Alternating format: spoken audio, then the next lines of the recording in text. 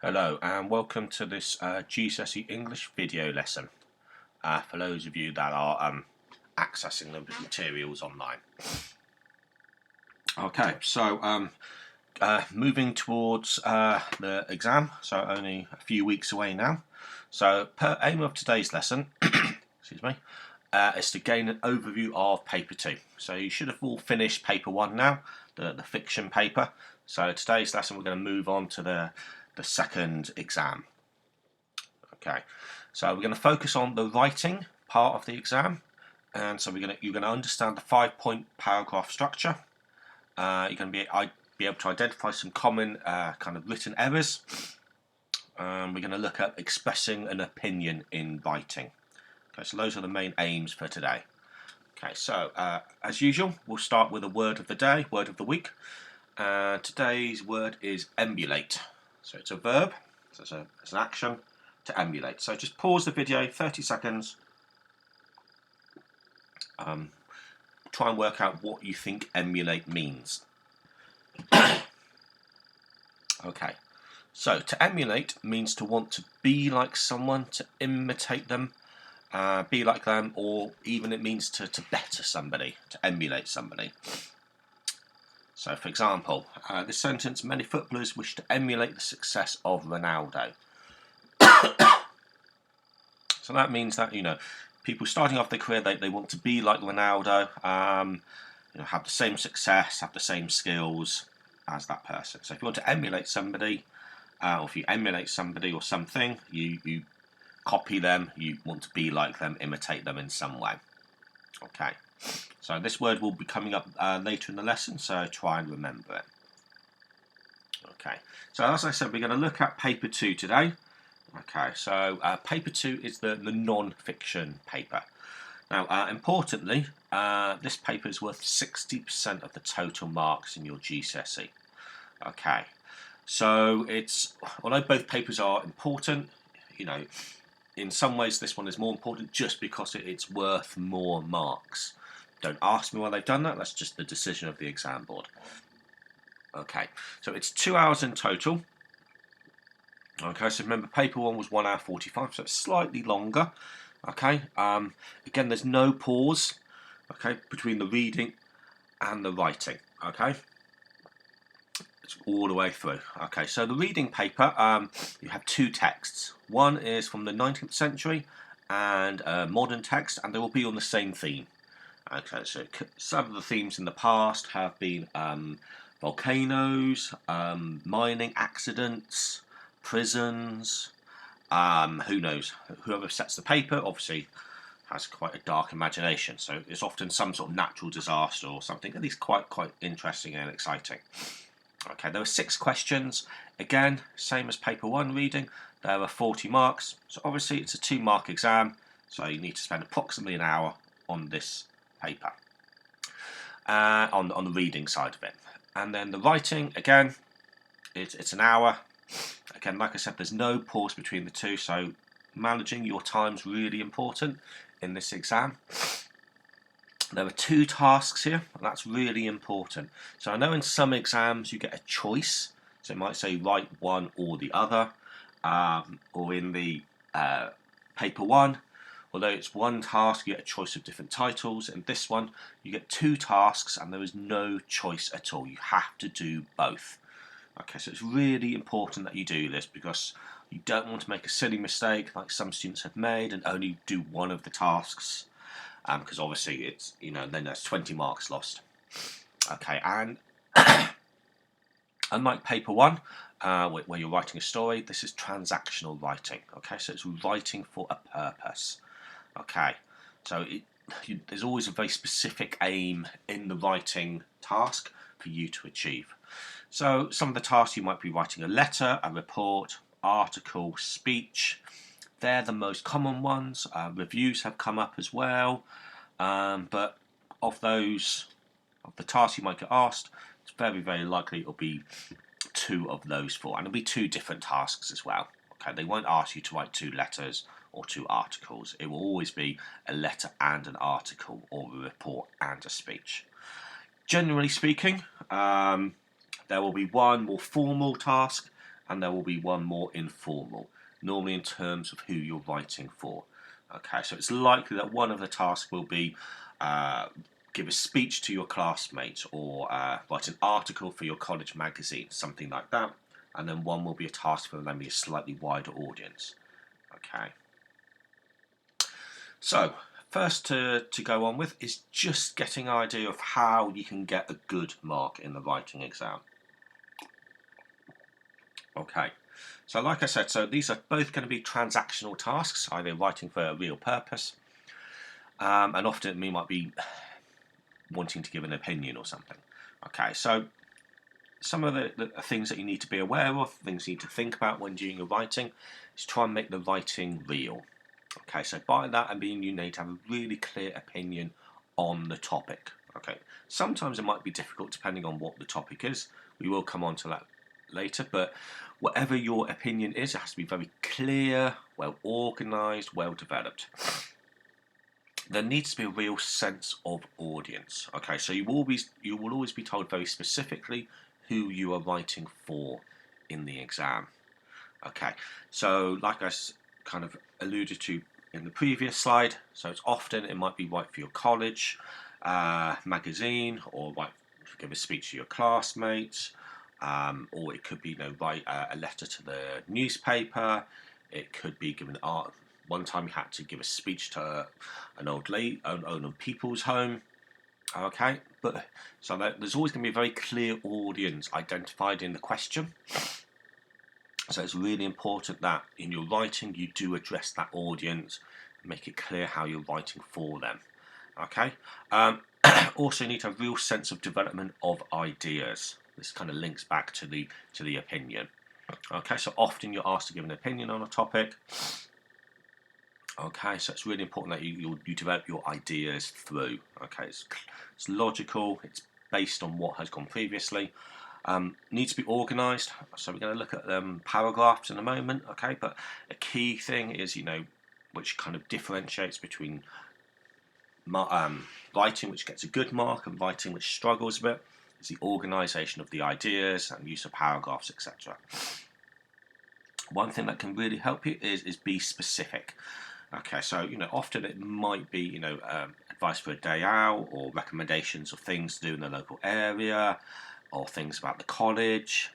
So if you can be very specific, give real places, real anecdotes. An anecdote is like a personal experience, real examples, real experiences. Then it's going to help you with giving your ideas, and also it's going to make the writing come more vibrant and more relevant for the examiner. If you give specific ideas of, say for example, it's how to improve the college, so it might be specific ideas about which facilities need to be improved.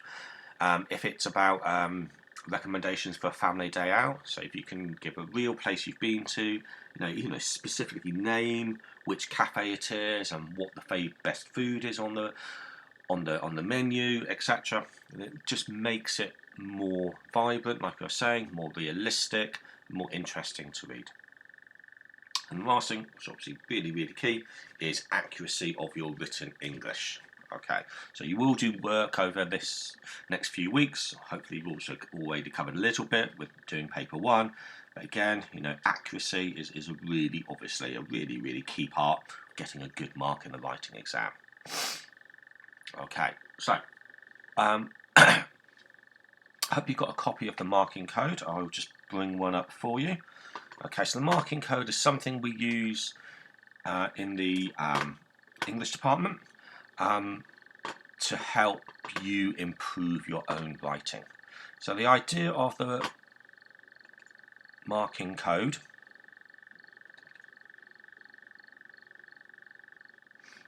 is that when we mark a piece of your writing, rather than just correcting it for you or just underlining the mistakes, we will tell you specifically what the mistake is. Okay. So, right, it not working. So, for example, it might be we might write like a P for punctuation, SP for spelling, that type of thing. And the advantage of that is that when you do kind of go over your writing again, if you can learn to identify the types of mistakes that you often make, hopefully next time you won't make the same mistakes. Okay, unfortunately that's not working at the moment. Okay, so I'm going to try and bring up the tasks now. Okay, so what I'm going to, oh, here we go. Okay, so as I was saying, so when you do marking, your teacher will use this mark scheme, kind of like error correction code. So, for example, if you make a spelling mistake, as I said, it'd be SP, punctuation mistake P, V for vocabulary. 2 lines means you need to start a paragraph there. Question mark, that's the one you want to avoid, because that means that I don't quite understand what you've written. The meaning isn't clear there. Okay, so, and then sentence problem, so either with the order of the sentences, maybe the use of tense. That's quite a wide range there, but we tried to keep the correction code straightforward, so it wasn't too onerous to understand. Okay, so like I said, so when you do writing, that's the correction code that your teacher will use with you to kind of help you correct your own mistakes. Because what we find is that if you are able to identify your own mistakes, improve them, then next time you come to do some writing, they will be better. Okay, so obviously what I want you to do now is practice what we've just gone over. Okay, so hopefully you've got a copy of this. So there are 8 mistakes, 8 sentences there. There's a mistake or mistakes in each one. So you've got the code at the side, so I made it a little bit more obvious so you've got a clear idea. So punctuation, vocabulary, quite a lot of spelling mistakes there. Again, spelling something to come back to. Question mark, don't quite understand. Agreement. Okay, so we didn't cover this one, so this is kind of part of sentence structure. And agreement is to do with using the right kind of verb form. If you're talking about one person or more than one person, make sure you've got the right verb form to agree there. Very common mistake. So I want you to pause the video for 5-10 minutes. I want you to go through and I want you to see if you can improve, correct each mistake there.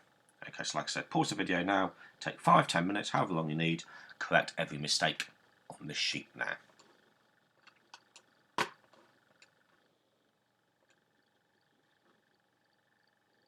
Okay, welcome back. So I hope you've done that now. So we're just going to go back to the PowerPoint. Okay. Okay, so I hope this adds up. Okay, so problem there was to do the spelling and punctuation. So it was the word generous was misspelled, I believe, and then there was no full question mark at the end. Okay, so that's the correct version. Second one. Okay, so the word praying here. Okay, so it's kind of like a vocabulary, kind of like a spelling mistake. So there's 2 praying. So P-R-A-Y-I-N-G is what you would do in a church or a mosque when you pray to God or any other religious institution. This type of praying, P-R-E-Y-I-N-G, is the idea that you're kind of attacking or kind of hunting down somebody. So the word pray, you know, when you hunt your prey. So if you prey on somebody here, it means that you deliberately target elderly, vulnerable people. So this one, it's a way of gaining support when used respectfully. So again, a spelling mistake there. I think it was respectfully. Check that one. This one, so it was like just the way it was written, it was a little bit misleading what they try to mean. So I think lighten up on the pressure is a better way of expressing it. So obviously if you lighten up on something, you kind of relax. So it's like relax on the pressure, relax on the pressure you're giving yourself or other people. Is this all getting too much? Okay, so I think it was T-O, not T-O-O. It is up to the individual whether to donate or not. Okay, so check your spelling again there. So there are always going to be people who don't want to donate, rather than there is always going to be people.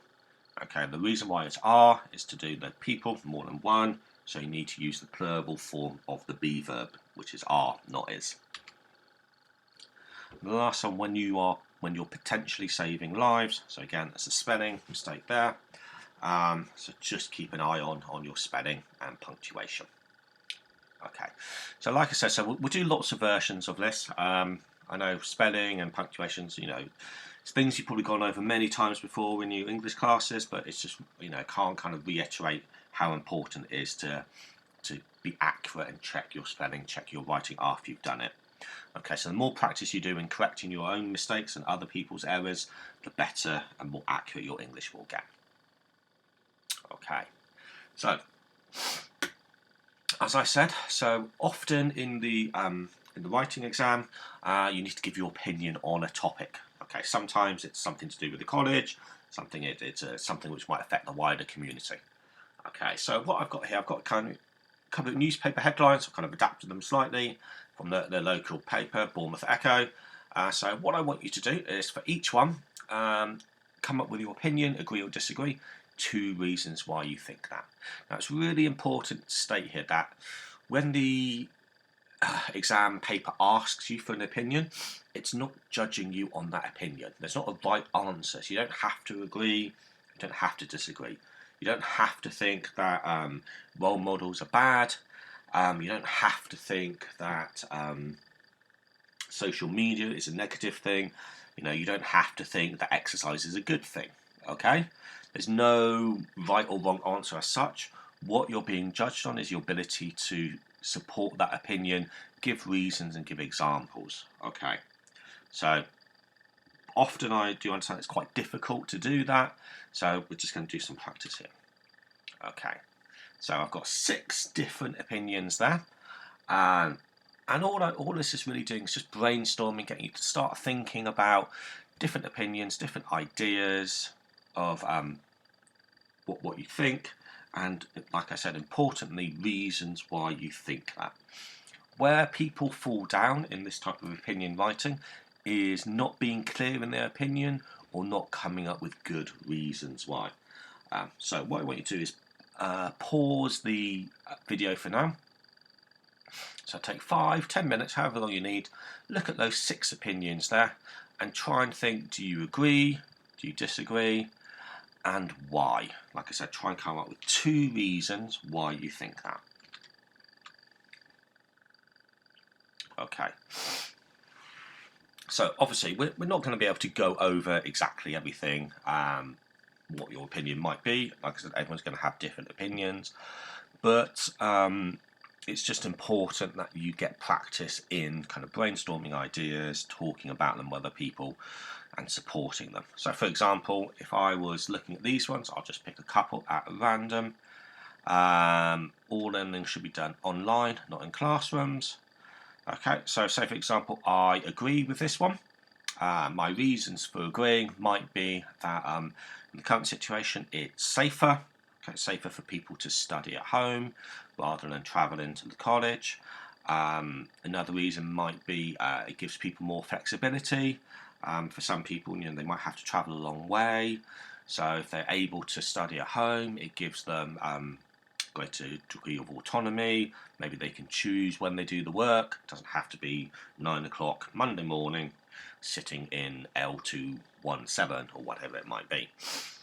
However, if I disagreed, I might say no, because key part of learning is that personal interaction between the teacher and the students, also between the other students, and you can't replicate that online, no matter how hard you try.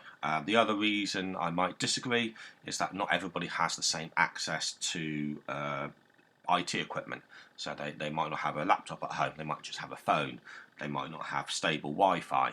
Okay, so therefore they are being discriminated against by not being able to access the learning online. Okay, so there's just a couple of ideas of opinions you might have had and reasons for it. And like I said, the opinion itself isn't important, it's the reasons, it's the examples, it's the evidence to support your opinion, which is what is really key. So that was just to kind of get you started, and what we're going to do is look at a key exam question and how to analyse it and understand it. Okay, so one thing I kind of like to do with my students is kind of giving them shorthand ways of analysing, understanding exam questions. Now, every teacher has like a different acronym for this. Some people might have PACT, some people might have TAP, whatever it might be. Okay, so you don't have to use this one, but it's the idea of being able to very quickly in the exam hall analyse the exam question and understand exactly what you have to do. It's very easy to misunderstand the instructions, not read them properly, and you start going off on the wrong track. And if you do that, it's really difficult to get it back again. Okay, so this is one I use called PAFT because I think it's quite useful to me. It brings out the key ideas, the key concepts that you need to know for the exam question. So the first one is purpose. What is the aim of your writing? Yeah, why are you writing this? Are you giving an opinion? Are you giving a review? Are you writing a complaint? Okay, so if you know why you're writing, if you know what you want to achieve, that helps kind of organise your ideas, organise your approach. Audience, who are you writing for? So I've alluded to this before, saying how important it is that you make reference to the audience. You'll be given a very specific audience in the exam question, and obviously depending on who the audience is, that will affect the content that you write, the structure, the type of language you use, etc. Format, what do you have to write? So is it a letter, is it an article, is it a review, is it a report, is it a speech? So each of these formats will have slightly different content and also slightly different organisation. And it's not the key thing, but if you're asked to write a report, there are certain things a report has to have, like headings, subheadings, introduction, recommendations, etc. Again, if you're writing a formal letter, certain things it has to have. It has to have the address of the person you're writing to, has to have your address, has to have the correct starting and correct ending, etc., etc. So again, it's just little things that can just help you get a better mark in the exam. And tone. Okay, so this is linked to both the audience, who you're writing for, and all the purpose. Is it formal or is it informal? And as I said before, it's likely, I would never say 100% with any exam, but it's likely that you'll get one more formal task and one more informal task, just to kind of, for the examiner board to kind of see that you're able to write in different formats, different tones, different purposes. So yeah, so again, so each for the two tasks that you've got, each time the purpose will be different, the audience, the format, and the tone. So it will be different audiences each time. It'll be a different tone. One will be more formal, one more less formal. It'll be a letter and an article, and the purpose will be different. Okay. So let's have a go at kind of analysing this one. Okay, so this is an exam question from an exam for, I think, 2 years ago. Excuse me. So the text below was part of an article in a teenage magazine. I'm fed up reading about celebrities and sports stars behaving badly. They do no good and a lot of harm. The worst thing is that teenagers are easily influenced to think they can copy them and behave the same. Write a letter to the magazine giving your views on the subject. Okay, what is the PAFT? Okay, so again, I want you to pause the video, 5 minutes, write out what's the purpose, okay, what's the aim of your writing, who is the audience, who you're writing it for, what is the format, what do you have to write, and tone, is it formal or informal. So pause the video here, write down the answers to that one. Okay, welcome back. So, purpose. So the purpose of this text is to give your opinion about role models for teenagers. Okay, so here it's talking about celebrities and sports stars behaving badly, teenagers copying them, behaving the same. So basically, it's basically asking you what's your opinion about role models for teenagers. Okay, who is the audience? Other teenagers. Okay, so be careful. Anytime it asks you to write a letter to a magazine or newspaper, if you think when letters are published, it's for the readership of that newspaper or magazine. Okay, so it's not the editor of the magazine. Okay, often people think it is, but actually it's not. Like a letter to the editor of a newspaper is designed to then be published in the newspaper. So here, it's writing. You're responding to an article, so you're giving your views about the topic for other teenagers. Format is a letter. So again, be careful. I remember when I was marking this, quite a few people got confused because the first thing says the text below was part of an article in a teenage magazine. So a lot of people thought they were writing an article, when actually they were writing a letter. Now, it's not going to make a huge amount of difference, but obviously, because you've slightly misunderstood it, does mean that you're slightly out of kilter with what the exam board will be looking for. So again, just read that part carefully. And the last one, tone. Okay, so kind of hedging my bets here, it's kind of semi-formal. So it's a letter, which is obviously a more formal, normal letters are more formal generally, but the audience, maybe other teenagers, the topic is more informal. So remember, the topic is asking you, do celebrities and sports stars behave badly? Are they good role models or not? So, it's not a very serious topic. So that's why I kind of hedged my bets here, kind of gone for semi-formal. But due to it to be a letter and also to being published, it's not like an article or chat to a friend.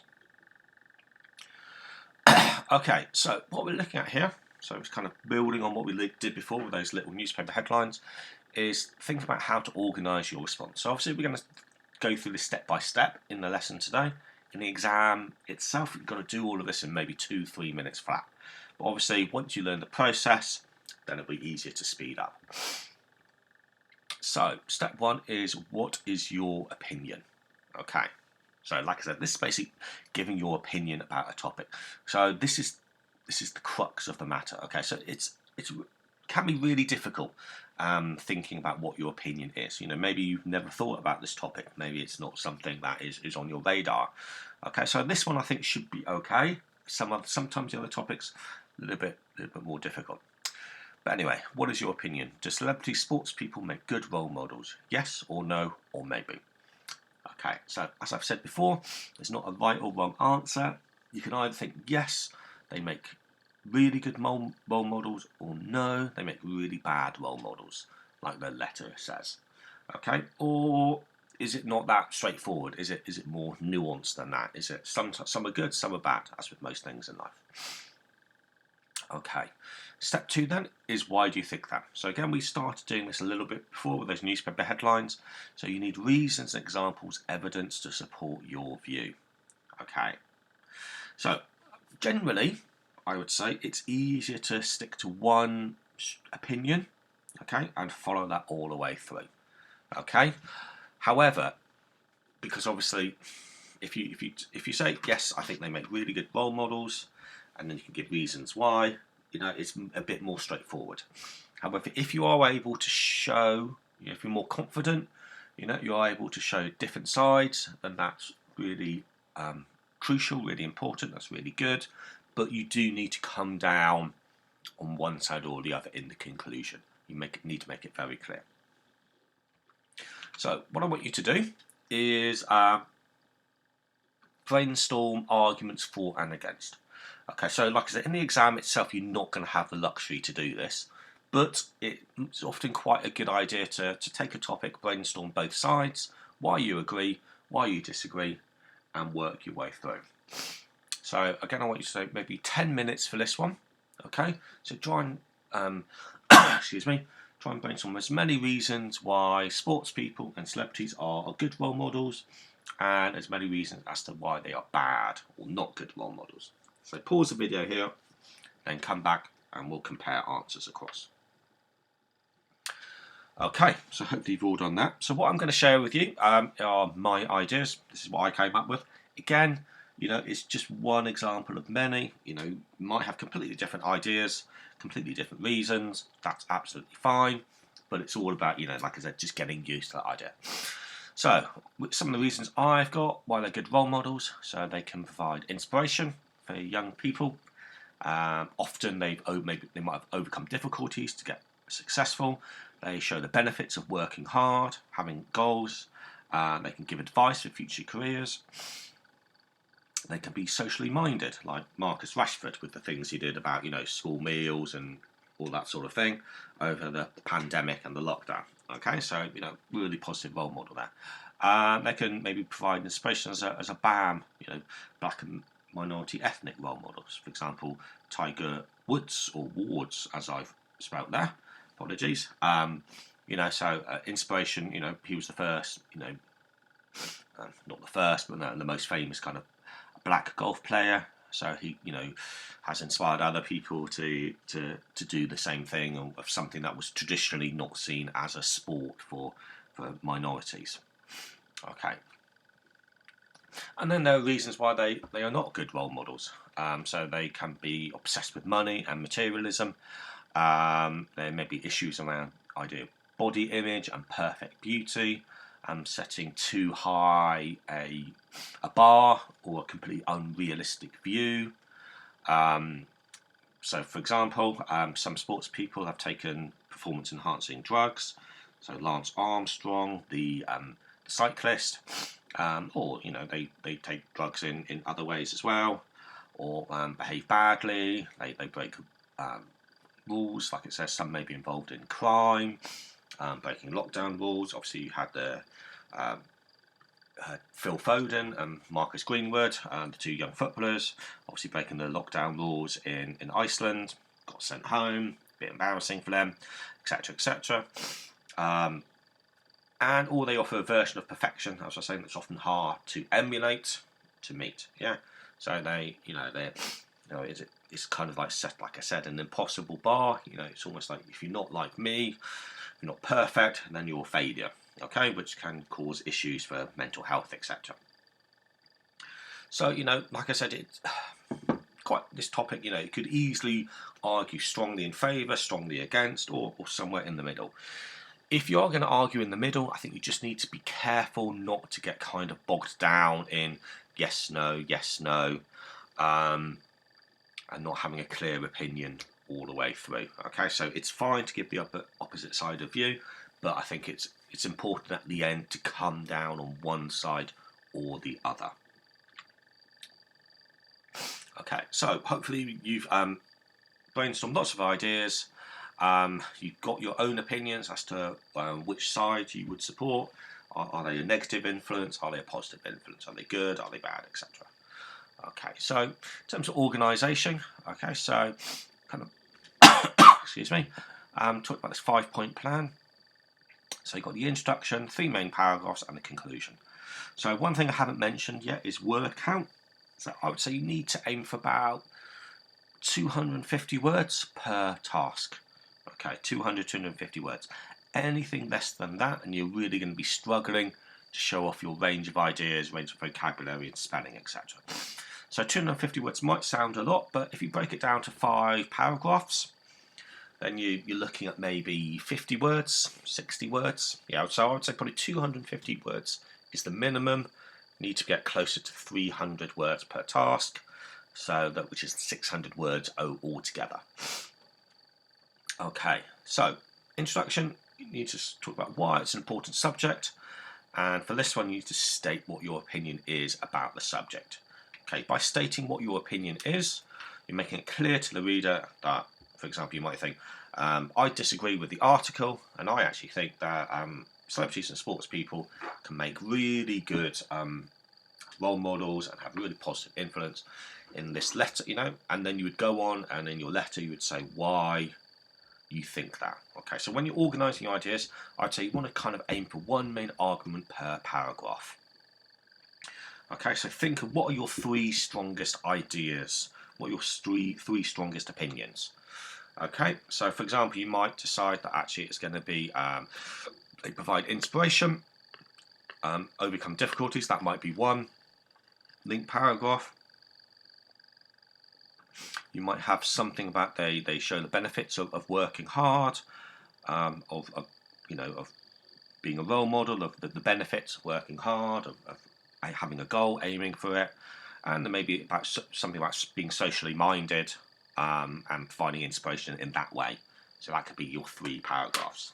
Okay, or likewise, it could be you could write, if you thought they're bad role models, it could be one about taking performance enhancing drugs, so bad role crime, that could be one.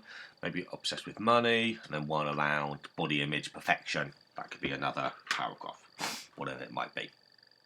So I think it'd be useful to kind of have an idea what your 3 main arguments are going to be, so you've got your kind of structure there. And then conclusion, recap the main ideas, restate what your opinion is about the topic. Okay. So for this one, if you're writing a formal letter, okay, so maybe just pause the video in a moment, and it gives, just try and memorise, take a photo of this one, write it down, and this gives you your formal letter structure. Okay, so it's a couple of key things to point out. Okay, so writer's address, so basically your address, top right, their address, who you're writing to, on the left, slightly below, date, can go on the right hand side, dear sir or madam, introduction, 3 main points, 3 main paragraphs, and a conclusion. Okay, and then seem to be missing on, it could be the farewell, yours sincerely, etc. Yours faithfully. Your turn. Okay, so what I want you to do now, you've gone through that, is I want you to answer this topic. Okay, so I will go back to the exam question. There we go. Okay, so we've gone through there, you've brainstormed ideas, you've got an idea of how a formal letter should be laid out. So for the rest of the lesson, just want you to basically write 250, 300 words on that topic. Like I said, it's your first practice, so it'll be good, good idea of how well you can write, and it'll give your teacher, when you hand it in, clear idea of where your strengths are and maybe which areas need to be improved. Okay, good luck, and thank you for watching this video.